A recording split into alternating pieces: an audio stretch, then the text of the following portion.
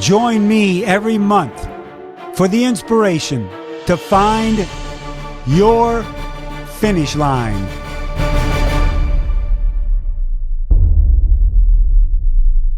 Hello, everyone, and welcome to another edition of Find Your Finish Line. I'm your host, Mike Riley, and this podcast is not only about you being able to find your finish line at a race or an event, but in life.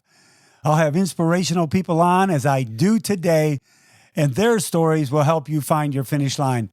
Before we get started with our guest, athletes and coaches, if you're looking for a great training program that gives you better results in less time with fewer injuries, how good does that sound? You need to check out TriDot Training and RunDot Training. TriDot and RunDot and their artificial intelligence platforms and training tools for both triathlon and running have been featured in New York Weekly, Men's Health, and triathlete.com, to name a few. And especially you coaches out there, you need to investigate a program like this. It's a training program that'll help you help your athletes in a bigger way than you have been. And be sure to check out all the TriDot pool schools, everyone. They're on-site training programs at locations throughout the country. You'll be amazed at how much your swimming will improve over just one weekend. So go to tridot.com and rundot.com. Check them both out and see if they can be training platforms for you. My guest, I want you all to meet Ashley Norton, known better as Iron Heart Woman. She's a triathlete battling multiple sclerosis, MS, a single mom. She's a living testament to the tenacious human spirit and her mission to make history by becoming the first woman to complete the IRONMAN World Championship in Kona on October 14th with multiple sclerosis and a pacemaker. Ashley Norton, how are you today? Hi, Mike. Thank you so much for having me. This is so exciting. It's exciting for me too, and thank you for being on the show. Right away, I asked my guests first up at the first question, what kind of workout did you get in today? So today's the rest day, praise God. Okay. The weekend was rough. So I might do a swim just for fun, but yesterday was 50 miles on the bike and then a 17-mile run. Yeah. Good for you. Yeah. Good for you. And your bike is a recumbent three-wheel cycle, isn't it? Yeah. So we have, I got on a two-wheel bike back in the beginning of the year. And because of MS and my stability, I actually fell off and I actually hurt myself pretty badly. People don't know that. And then I got back up about 6 weeks later after completely stopping all my training. And I tried again, like 4 more times. And after like 6 or 7 miles, I just kept falling off. So we decided that, okay, time to go to the drawing board. This is where the MS really finally showed up. And so then the recumbent bike came into play, or the tri bike, and right. Had to be put to the side. So yeah, I ride a recumbent bike. It looks a little different, but man, I mean, once we get going, it can get there pretty up those hills pretty efficiently and get down those hills fast without having to worry about the wind so much. I'm actually underneath the wind, which I'm excited about for Kona, because I was wondering about that. I'm like, ooh, do I have an advantage because I'm so low to the ground? So you were not able to keep your balance on the two-wheel bike. Is it because it is because of the MS? But is it because of how MS is affecting your legs or your spine? Tell us about that. Yeah. So, MS shows up for everybody differently. That's just the reality. For me, my stability over the years hasn't been too bad. I haven't had to use a walker or a cane, thank God. But yeah, it showed up here and in a mighty way. In Seattle, over the winter and the off season, we do a lot of indoor, clearly, because we have such colder weather and rain. So when we got to that point, when we got outdoors, I hopped on. I actually had somebody donate a beautiful brand new bike to me, and I just fell, and I like didn't break my ankle, but it was pretty severe. So yeah, it's just the stability. It's part of the disease. It's something that sometimes people see usually down the line, but sometimes it shows up. In fact, when I did Ironman Salem, Oregon, this is a story that I've only told once, but I was at mile, I think like 10, and I tripped. Like I just boom, I ate it straight on my face. And I just got back up. Everybody's like, you okay? I'm like, yeah, let's keep going. So it shows up, when your body's tired. It's stress is the number one thing for MS that makes your condition worse. And, our fatigue's a lot higher. We're just special people. So, yeah, it was definitely a learning lesson. But I love my bike now, and it's pretty cool. I know. I like the pictures of it. I think you can do very well on it. Tell us about you adopted a motto, Ashley, and the motto is pain is temporary. Why'd you adopt that as your motto? So, because with MS, pain is constant. Yeah. I mean, that's part of the disease. You wake up and you go, oh my gosh, what kind of pain or less pain or more pain days are going to be? So why pain is temporary? Yeah, so I think, and I say this a lot, but I'm hardwired a little differently. I'm a believer, so I believe God made me completely different. I don't think like that. I've never thought like that. Even before I started doing the Ironmans, I wake up in a mentality of like, okay, what can we accomplish today? What can we do that people think I can't do? Or, in that mentality. So for me, as I progress in this journey, I didn't know, because the story is just makes no sense. Like, let's be real. I wasn't a runner, I wasn't a cyclist, and I wasn't a swimmer. I was a gym rat for many 10 plus years. And so when I embarked on this journey, not but 13, 14 months ago, and I started to really train and like endurance train to gym train and endurance train, as we know, are very, very different things. So I started to notice that when I progressed in my running, that I would get the sensation of like running on razor blades when I got to a certain mileage. That happened basically the whole time I was running in Salem. And with heat, what happens is that it starts the lesions that I have in my brain and on my spine. They start to they have a protective barrier that protects all your nerves. And what happens is it starts to shut it down, especially when you have stress and heat. Like those are the two things that the worst things you could do for MS. So I started to experience literally like I was crying. I remember training and I'm just crying and I'm like, I couldn't get the sensation to go away. So I had to tell myself at some point, like, look, this is bigger than you.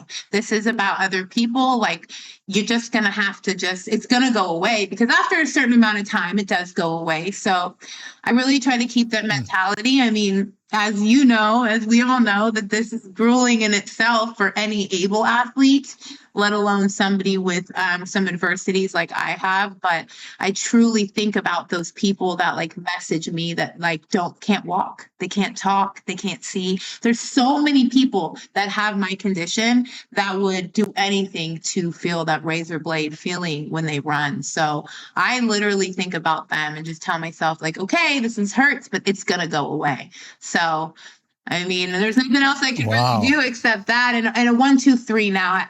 I've made this kind of like theory that like 1 foot, 2 foot, 3 foot, 1 foot, 2 foot. And I don't think about the mileage. I don't think about my pace. I just think about putting 1 foot in front of the other. And eventually you're like, yay, I've made 17 miles. We're there. So yeah. Well, that, because MS does affect a lot of people right away. As you say, it affects people differently, but it affects a lot of people with their standing, walking ability and running ability. But that really hasn't happened to you? So I have my good days and bad days. There are days that I've woken up and I can't press the pedal to drive my daughter to school down the hill.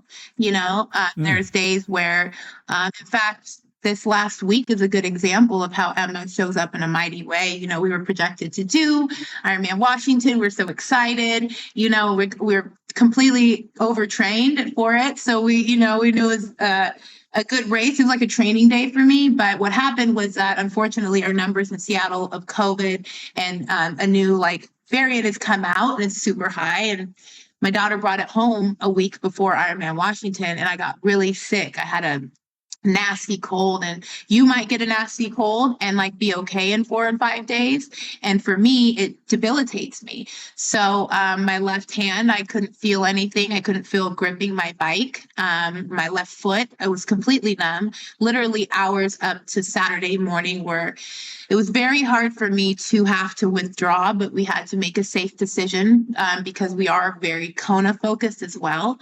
And we wanted to make sure that I didn't have any accidents or anything happen because my body was it's still fighting as we speak, so it just takes a lot longer for someone like me. But yeah, I have my bad days. I do. I just get up and I just fight. Like, I just don't think about it. Ashley, I love you. I love your attitude. It is infectious. And I believe that when you control your attitude, you control your life. And I've got a very good friend and I have a great respect for Joe DeSena. He created the Spartan races.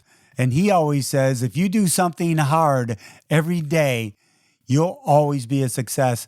And you're the epitome of having to do something hard every day, sometimes just getting out of bed. It's just amazing. Let's go back a little bit and tell us about, because you do have had heart surgeries, and when you were young, in your teens, 17, 18 years old, you lost 160 pounds, but that took a taxing on your body you didn't expect, did it? Yeah. So, I was always heavy set. It's not that I wasn't active or eating right. I had hypothyroidism. I didn't know that. And I was a prodigy golfer. A lot of people don't know that. Tiger Woods was my coach, or his coach was my coach when I was younger. We did AJGA, all that stuff. And when me and my little brother were very well known in the golfing world. And when I lost all my weight, obviously my swing changed and things changed. And it just kind of, I think it wasn't my plan to go that route. I had been doing it since I was a kid, but yeah, it's been, my heart stuff actually started when we used to attend Bolletary Academy, the David Ledbetter Academy in Florida, Bradenton, Florida. Mind you, this was back in the day when it was all just starting to explode. And I was at a grocery store with my mom, and my heart's never stopped, but it slows down to a very low rate. And I just kind of fall to the ground like a noodle. And that's when the heart stuff really started to come into play. We tried everything. Like, my mom took me to every children's hospital. They couldn't figure out why my heart rate was so slow, why I was so fatigued.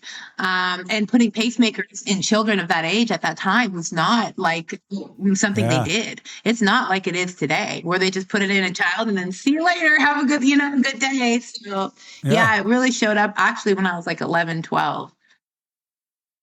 Wow. Yeah. So has it, through your training now, because you still have a pacemaker in, correct? Yeah.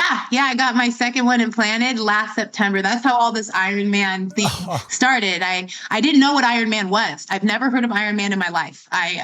In my 37 years on this planet, I've never heard of Ironman. And I was in the recovery room in Renton, Washington at the hospital after they had to emergency replace my pacemaker. And the Ironman came across the TV, the World Championship, the Kona. And I saw it. I saw all of you, and I was just, for me, it was the Holy Spirit, aha moment, whatever you believe in, and something. And then it happened again. And then I left, and I was in my head like, oh, this Ironman thing. And then I saw it again, and I was like, what is going on? And then my client actually, I told her, I was like, I think I'm going to do like an Ironman. Something's going on. She goes, that's crazy, because I just saw that Maple Valley is going to be down at the house tomorrow, like 10 minutes from your house. You should go down there. So I did. And when I literally my foot stepped on that platform, it was it. It was my moment of like, oh my gosh, this is what I was meant to do. Like, I didn't know what it meant. I didn't know how grueling it was going to be. I didn't know any of this was going to happen, but I just knew that this was it. So now we're here today. Wow. that is that. So there are so many stories out there of people seeing Ironman on TV, and just as the Australians say, they were gobsmacked. They were just sitting there with their mouth open, like, who are these people? Yeah. Who can do this type of stuff? But then when you come into the world like you have, Ashley, and you did your 70.3s, and you go, this world is me. It's now my family. And that has to be a feeling of gratification you probably never had before, even playing high level, golf. Yeah. I've always been in a sport that's very like solo driven. So I kind of was being prepared for this as well, because golf is a very solo sport, clearly. But I'll tell you, since this journey has progressed, some of the people, and even when I experienced at Salem, just the fellowship and just the like when I was riding my bike, like people are just like, oh, cool bike, as they're riding next to me, and they're like, yeah, like they're just, it's such a warm, loving environment. And it's amazing what your body can do when you have the right mindset. I know I've heard you say that a lot as I've seen you, and I'm just like, it's so true. Like if you have that mentality, even if you're not even trained fully for the Ironman, if you can just keep going, if you can just tell yourself that like truly anything is possible and one foot in front of the other, it works. It's a mental game. I don't believe Ironman so much it's physical, but it's so mental. So mental. People will agree with you completely, especially the naysayers at first saying, oh, I trained, I'm good and everything. And then finally, after the race, they go, oh my gosh, my head was in and out of that game all day long. I got to keep my head in the game, that type of thing. Exactly. So not long after you gave birth to your beautiful daughter, and who is the light of your life, that's when you kind of started discovering some feelings going away, wasn't it? Yeah, so I didn't know that I had MS when I had my child. I've probably been living with MS for quite some time, because now that I know what it is and I know what the sensations are, wow. It's, I used to be in the gym and my feet would go numb and I'm like, oh, I'm dehydrated, or I didn't, eat enough, or whatever the case may be. I'd get up from the ground, like lifting weights, and I'd be so dizzy. So when she was about two years old, I woke up one morning and I was from head to toe completely numb, couldn't move anything. I could still scream and use my mouth. So I did. And I was taken to Harborview. And because I'm a special person, because nothing is easy with Ashley, I have a pacemaker. So they only scanned me from waist down. And that's where they saw the lesions. And they said, okay, after spinal taps, I went through the ringer because they didn't know if it was cancerous. There's so many different things that it could be when it comes to autoimmune. They called it autoimmune, sent me home sometime later. And again, once I was off the steroids and off the IVs, it happened again. And so this time they took the ambulance to University of Washington. And when I got there, my mom, she knew this was a possibility. I think she didn't want to scare me because it was horrific for her. You can only imagine a mother waiting to see what this disease did to her daughter. And they came in and they said, I'm sorry, they put the lesions on my brain. They finally scanned my brain, and it's multiple sclerosis. And my mother was visibly distraught, and she kept saying, it should have been me. It should have been me. But me being naive, and being the champion that I am, like, all right, cool. How do we beat it? Like, that was exactly what I said. And the doctor just said, I'm sorry, it's incurable. We just manage it, and see what happens. And it can progress quickly. Through this journey, honestly, Mike, I've had so many messages that like keep me going. But there was one in the beginning of this mother who wrote me and said, we found your website. We found what you're doing. This is before I even crossed the finish line. And she said, my daughter's 17 and we woke up about a month ago and she was blind and we had no idea what was going on. Found out that she had MS and she'll never see again. And we lost a lot of hope and faith on what her life could look like for her. And then we saw you, and Zoe can't see you, but Zoe watches your videos and she can hear you. And it's because of that Zoe keeps going, and we know that she's going to have a fulfilled life. So it's been a real, because for a long time I didn't accept I had it. I think I had that My drive sometimes can be a hinder for me because I just keep going.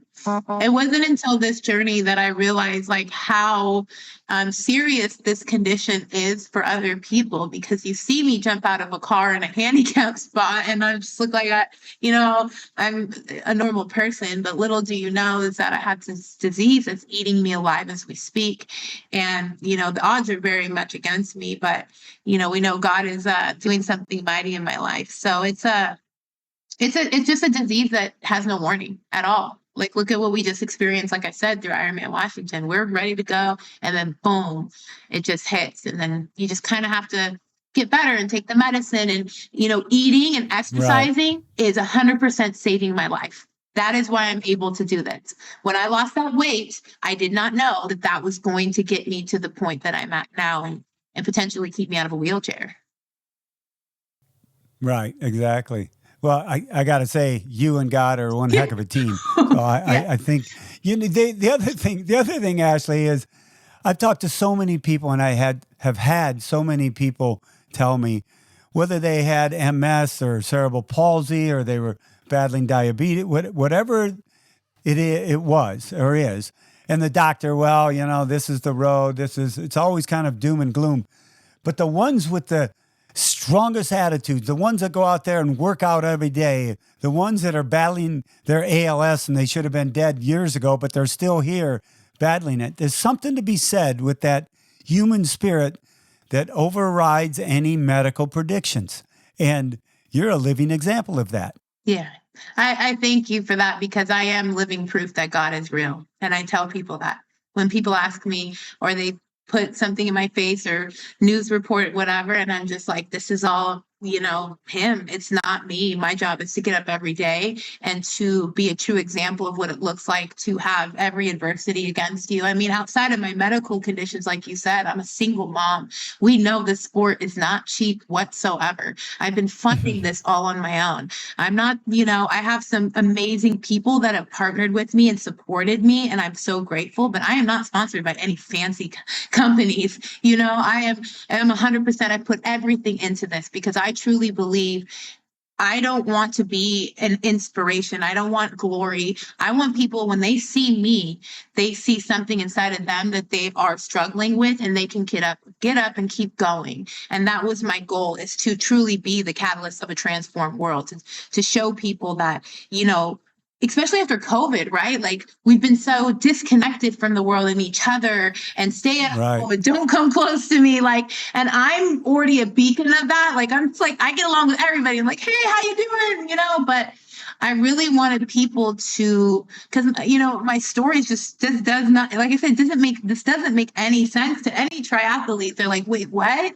You've only been training for this long and this, and you have, but it's just living proof that, like, this can happen when you get out of your own mindset too of I can't. And you wake up every day and think like, hey, what can I accomplish today?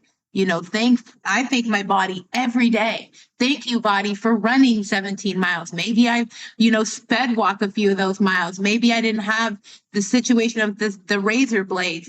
Thank you for getting me to where I'm at. And being in that gratitude every day is really important for how I keep going, so. And it's got to be, wow, difficult. I'm just thinking about it, thinking out loud here. You never know when that next session of pain is going to come visit you. So when in your mind, that's got to be a tough one to stay positive about, because all of a sudden it can just hit you, in the next 3 minutes. So I applaud you for keeping that strong attitude, because you don't know when that next piece of pain may visit Ashley Norton. Yeah. Norton, Yeah. my gosh. Yeah. So what? I know you connected with the Ironman Foundation, and I'm their ambassador captain. So I'm very proud to have you be going to Kona with the other Ironman Foundation athletes. When you first got that news about that, of going to Kona, who'd you first share that with? So a week before Salem, we got a call from Audra, and Audra said, hey, sorry we missed you, and would you like to go to Kona? And for me, I thought I was being punked.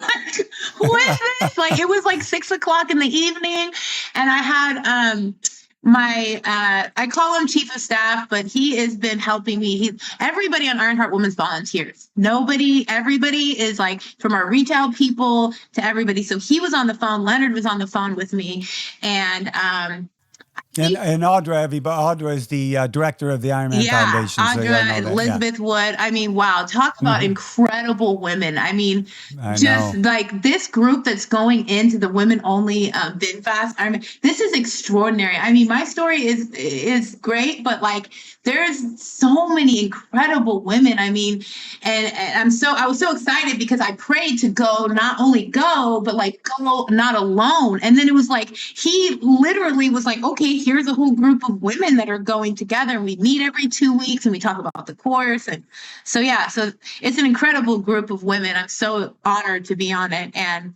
so Leonard was actually technically the person on the phone with me. He's been there since day one. But the first person I called, of course, was my mom and, my daughter. And then we FaceTime and we're all just crying and we're just like, like it was just a moment. I remember after I hung up the phone, I literally ran up and down the street screaming, I'm going to go back. My neighbors. People are going. Your neighbors are going.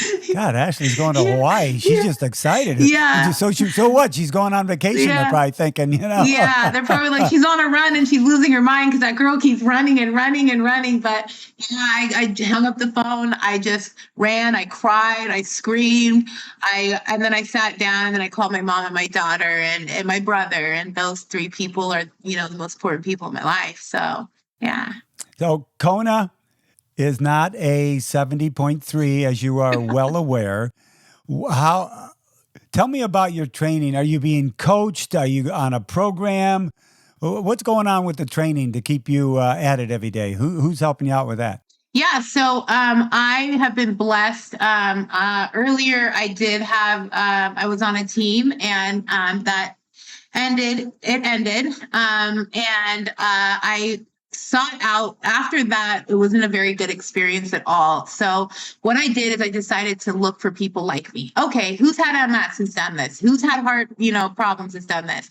And I found an incredible woman by the name of Lizette, and she's crossed halves in a full with multiple sclerosis and Miss Ironman. And I wrote to her. I told her, my coach gave up on me in a 4-minute phone call and said that he just couldn't do this and he had to think about his team and good luck. And that was it after 10 months. And so I was in, it was horrible. I've never in my lifetime ever experienced just, the feeling of, and it was right before I was going into my first triathlon. So I didn't know what to do. And so we decided, like, as a team and with my mom, we're just like, okay, we're going to find people that have your condition because they know how to train you. So we found Lizette. She's been coaching me. She's the one who got me across my half Ironman. She's been with me.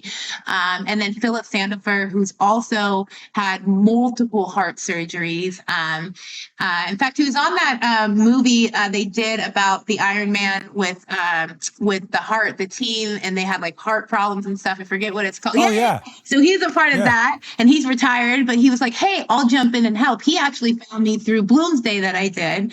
And so instead of having a coach that, didn't know how to take care of someone like me, now we had a team. So at that point, we kind of knew that Kona could be a possibility. So we amped up the training, and good thing we did. And we've just been, it's, as people know, training for a full is a whole nother realm. I mean, there's just days where train,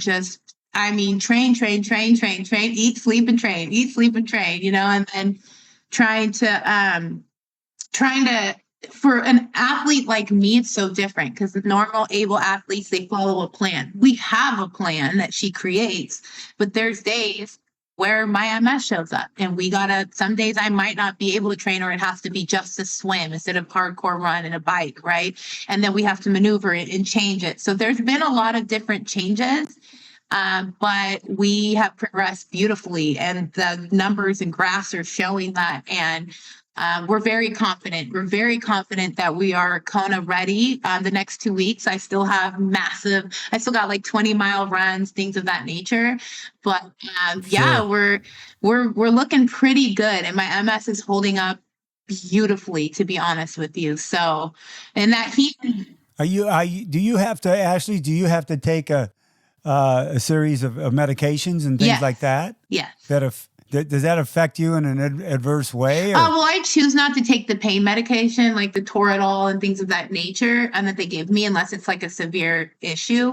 I use food as my pain medicine, and pain is temporary, so I just fight through it. Yeah, it's just thank you. It is. It's all, but like after mile 50, 60, my feet cramp. I feel like I'm cycling on razor blades. And so we've had to find strategies too, like things that don't exist for people like me. There's like a whole list we've made of things that someone like me needs, and we've had to make them ourselves. I mean, I train indoors with heaters and humidifiers and sauna suits just so we can see what Kona, we're trying to simulate Kona, so to see, okay, what's going to happen at mile 20? Great, dump a water bottle. Great, put this on. Like, whatever we can do. It's like a whole different type of training. It's insane. Yeah. What are you, Ashley, what are you expecting from yourself in Kona? That's a good question. I love that. What are you expecting from yourself? Not you want to finish and but what are you expecting for Ashley Norton in Kona? To be a true example of what it looks like to keep going when others gave up on you, to keep going when the fight is so much bigger than you, when there are people that have gone before me, just to keep going and to do something that I would never thought I would ever do and ever could do. So just to keep going and to never give up. So I expect myself I'd have to be dragged off that course before I give up. Which won't happen. But I expect myself to show up in a mighty way, and to show up for Ruth and for Alexa and for all Simons and for everybody that is fighting this disease that cannot fight like I can. So. Well, I hope Madam Pele out there is kind to you. Yes. On the Queen Kahahumane Mano Highway. I will say that there's no doubt you'll go through bad patches on that day and wonder why, but those bad patches are going to go away. You just keep pushing through, and once you get off that bike and start the run, you're going to be home free. I just feel it, and I'd love to be able to call you an Ironman after that race. So give me a call, and that'll happen. Oh, I'm excited for that day, because honestly, I have trained my brain to visualize myself crossing and your voice saying you are an Ironman. So I will definitely take you up on that. Thank you. Yeah. Okay. No doubt. We'll take care of that. So one of my last questions on Find Your Finish Line, Ashley, is called tri-table racing. I have friends that race the Baja 1000 in the trucks and cars, very difficult race. And afterwards they sit around a table and they reminisce. They call it table racing. I call this tri-table racing. So reminisce with us about an event that you did and something that may have happened in the event, prior to it, after to it, whatever comes to your mind. Do a little tri-table racing and reminisce with us about something or an event, something that happened at an event. I think really, like I said earlier, the Salem run was really my moment of holy Moses, I have MS and it's showing up now. I was running on razor blades, and I was a true testament. Thank God my bike time was so good that I had a little bit more time, even though I crossed an hour and a half earlier than expected. But that was my moment of, this is real, this, and so So yeah, so that was it. Running on razor blades for 13 miles. I mean, I'll give the first 2 miles maybe. It was like, but it was so horrific. When I say this pain is horrific, it is. So it was, but it was like you gotta get there. Like, you gotta cross. We knew this was also a Kona contender too. So it was a big deal Right. for me. So yeah, that 9 miles, 10 miles, run on razor blades. That's what it is for me. No razor blades in Kona, No, okay? I guarantee no. it. No Hopefully razor the blades in caffeine and Kona. all the excitement will disperse Yeah. my mind. Ashley, tell us about Ironheart Woman. How did you come up with that? So when we started this came, and mind you, this all came from, I took a leadership class, like, I don't know, 3 years ago to progress my business. And everybody on Ironheart Woman came out of that leadership. And this girl came to me, she's like, I have no idea how to build a website, but I'll do a landing page. And so all these people they wanted to be a part of this. They like knew that something about this was monumental. And so the girl, I remember talking to one of my team members, and she goes, "Man, you got that pacemaker in your heart. You're kind of like an iron heart, And we're like, "Ooh, Ironheart Woman." Then we started looking to make sure nobody else had the name and be disrespectful. But yeah, that's how Ironheart came to light. It was just, I have a pacemaker. I never break. That's what people say. Like, you fall down all the time and you get back up, girl. You're like made of steel. So we're like, "Oh, Ironheart Woman." You are a true inspiration. And, Thank you. it's interesting when you come across someone who believes in themselves more than others do. And we always have naysayers out there, and people think we can't do something when we believe and know that we can. And that, in my mind, probably from a young age with you, that's always been your makeup. And I think you were being prepared for your journey of today because it probably happened early in your life and it's preparing you for your journey of today. Ashley, how can people find you? How can they donate? Give us websites. Give us any information you can.